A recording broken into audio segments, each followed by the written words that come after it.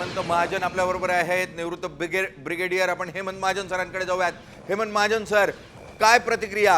भारतानं रात्री 1:30 वाजता अखेरीस दहशतवाद विरोधी लढाईला सुरुवात केलेली आहे. पीओके मध्ये 9 ठिकाणी हल्ले करण्यात आलेले आहे. आपली पहिली प्रतिक्रिया सर. आपले हल्ले हे जे दहशतवाद्याचं जे इन्फ्रास्ट्रक्चर होतं, त्यांचं जे ट्रेनिंग कॅम्प होतं, त्याच्यावरती करण्यात आलेले आहेत. आणि 5 जागा या पंजाबमधल्या, पाकिस्तानी पंजाबमधल्या, आणि 4 या पीओके पाकिस्तानी ऑक्युपाईड काश्मीरमध्ये आहेत. आणि ज्या गावांवरती हल्ला केला ही सगळी मोठी गावं आहेत, कारण जे दहशतवाद्यांचे जे ट्रेनिंग कॅम्प होते ते लोकवस्तीच्या आत त्यांनी तयार केलेले होते. कारण त्यांना भीती वाटत होती की आपण जर सेपरेट कॅम्प ठेवले तर आपल्यावरती केव्हा पण हल्ला होऊ शकतो.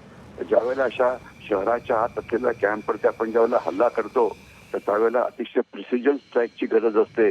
कारण जर नेम चुकला तर आपण आजूबाजूला असलेल्या लोकांचं सुद्धा नुकसान करू शकतो.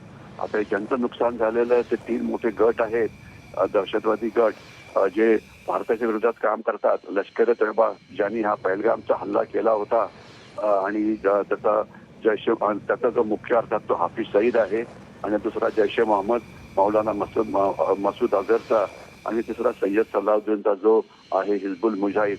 या 3 गटांचं पुष्कळ नुकसान झालेलं आहे. म्हणजे त्या कॅम्पमध्ये जे लोक असतील ते तर मारले गेलेले आहेत. त्याच्यामुळे अचूक माहिती, प्रिसिजन स्ट्राईक्स, आणि आपली अशी मिसाईल्स आपण वापरली, क्रूज मिसाईल्स, की जी रडारवरती डिटेक्ट करणं हे डिफिकल्ट असतं. तर त्याच्यामुळे यांचं बऱ्यापैकी नुकसान झालेलं आहे. आणि आपण आपला जो बदला घ्यायचा होता त्यात आपल्याला यश मिळालं आहे.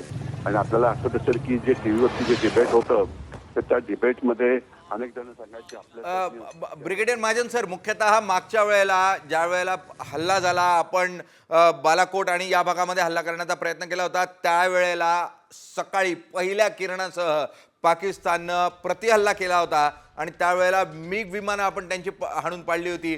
आता पाकिस्तानची कशा स्वरूपाची प्रतिक्रिया येताना आपल्याला पाहायला मिळू शकते आणि त्यासाठी मुख्यतः आपली कशी तयारी असेल? कशा स्वरूपाचा हल्ला आपल्याला पाहायला मिळू शकतो प्रतिहल्ला पाकिस्तानकडून?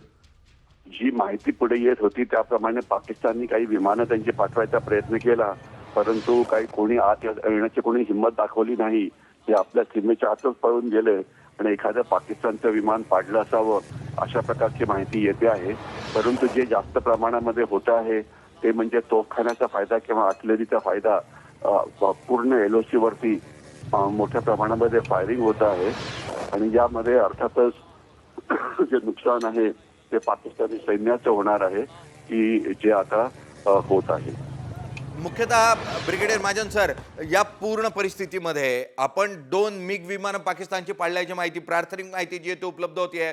20 दहशतवादी मारले गेल्याचं भारताकडून सांगण्यात आलेलं आहे. तर दुसरीकडे पाकिस्ताननं रात्री उशिरा जी पत्रकार परिषद घेतलेली आहे, मी माझ्या सहकाऱ्यांना सांगेन की त्यांच्याकडून जी रात्री सुमारे 2:30 वाजेच्या सुमारात पत्रकार परिषद घेण्यात आलेली आहे त्याची ही दृश्य उपलब्ध करून द्यावी, त्यांची प्रतिक्रिया उपलब्ध करून द्यावी. 8 जण मारले गेल्याची माहिती ही पाकिस्तानकडून देण्यात आलेली आहे.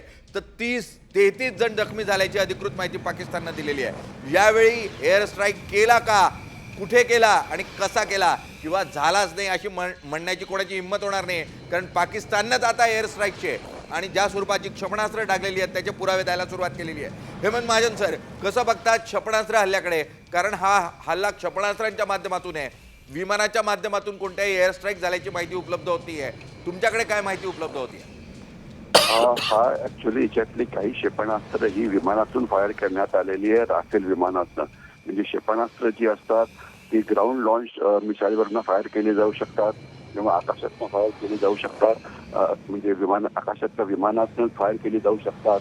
ठीक आहे ना? ओके. आणि किंवा नेव्हल याच्यातून सुद्धा फायर केली जाऊ शकतात. तर आता जी बेसिक माहिती येते आहे, प्लॅटफॉर्म हे एअरफोर्सचे असू शकतील किंवा आर्मीचे असू शकतील किंवा नेव्हीचे असू शकतील, परंतु मिसाईल ती फायर केला. आणि जी स्टेल्थ मिसाईल आहेत, की जी क्रूज मिसाईल्स आहेत, की जी रडारवरती दिसत नाही आणि ही अतिशय पटकन टार्गेटकडे पोहोचतात, तर त्याच्यामुळे त्यांना रिॲक्शन टाइम काही मिळालेला नाहीये. आणि आपल्याकडे